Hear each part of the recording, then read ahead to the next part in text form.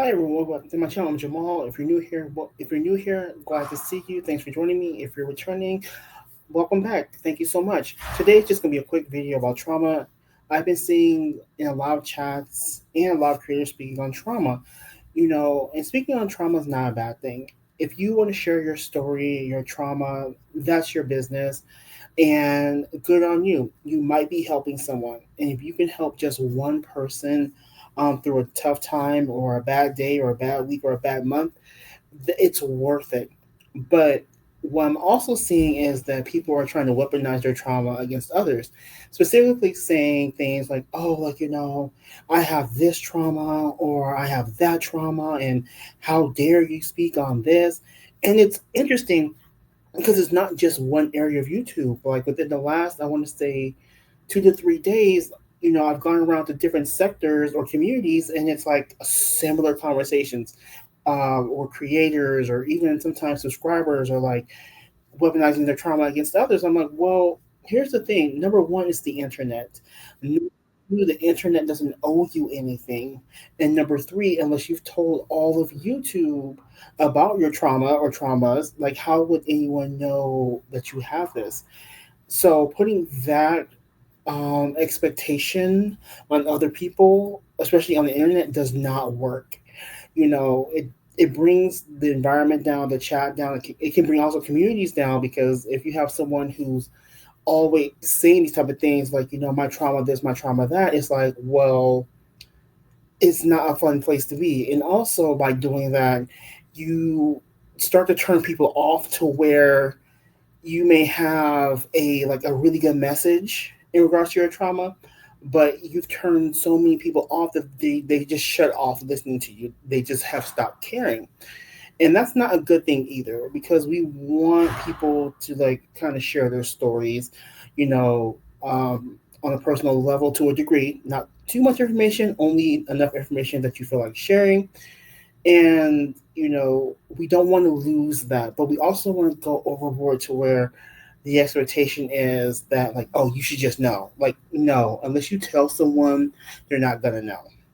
Now, second thing is that no one is responsible for our trauma by ourselves.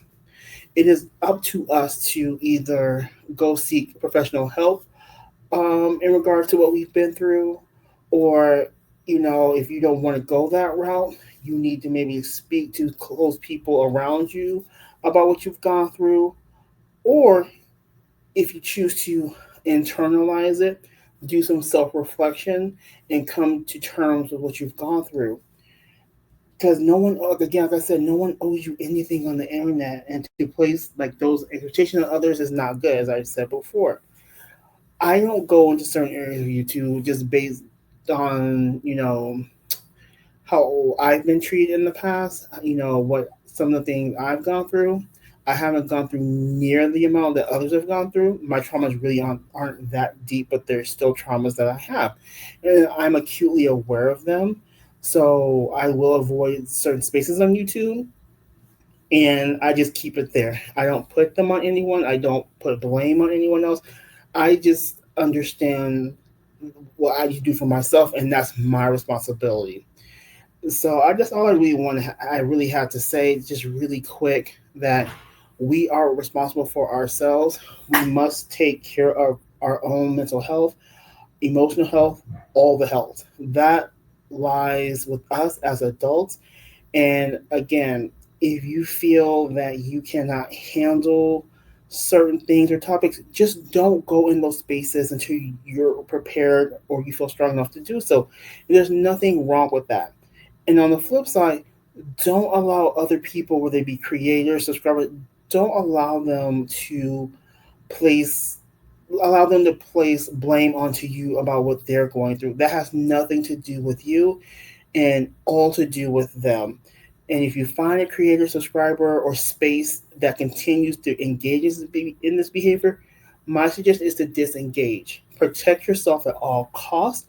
It doesn't make you a heartless person for not listening to that person. What it means is you have chosen to prioritize yourself over someone on the internet that you do not know, and two, will probably never meet in your life. That being said, that's all. I have to say on this topic for today. Thank you for joining me, and I will see you in the next one. Bye.